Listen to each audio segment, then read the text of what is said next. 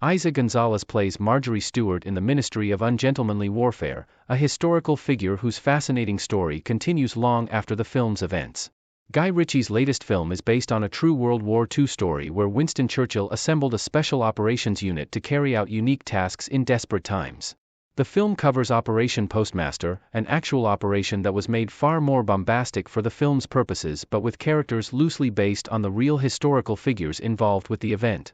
For example, Henry Cavill's Gus March-Phillips is another real person.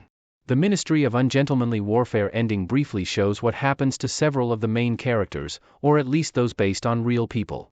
Babs Alyasamakan plays Mr. Heron, an entirely fictional character created for the movie.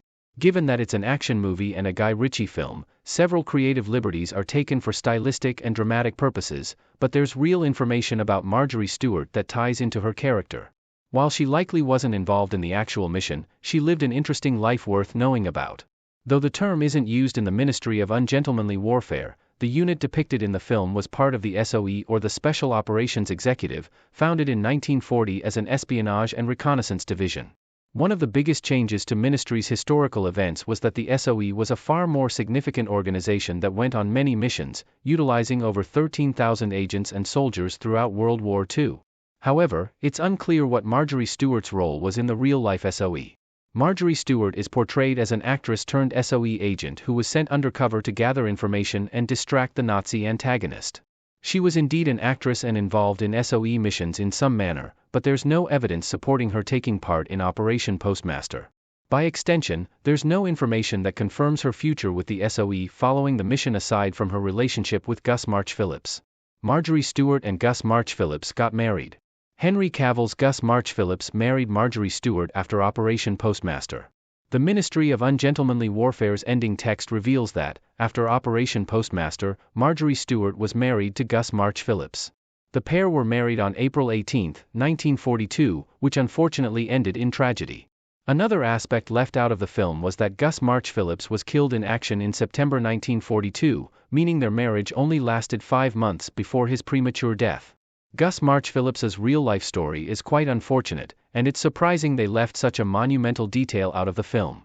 His real-life relationship with Marjorie Stewart was undocumented, but the Ministry of Ungentlemanly Warfare depicts them only meeting one another through the mission. It's possible they met before the mission in actual history, meaning they may have had more time together, but the details are unclear. The Guy Ritchie film sensationalized his story, but the real Gus March-Phillips seems to have been just as exciting of a war hero. Marjorie Stewart continued her career as an actress. Marjorie Stewart has over 20 credits in film and television. Marjorie Stewart lived far longer than Gus March-Phillips, managing to have a career in television and film through the 1940s and 1950s. Marjorie Stewart never made it big as a performer, mostly appearing in minor roles in movies like The Master Plan, Little Big Shot, and Young and Willing.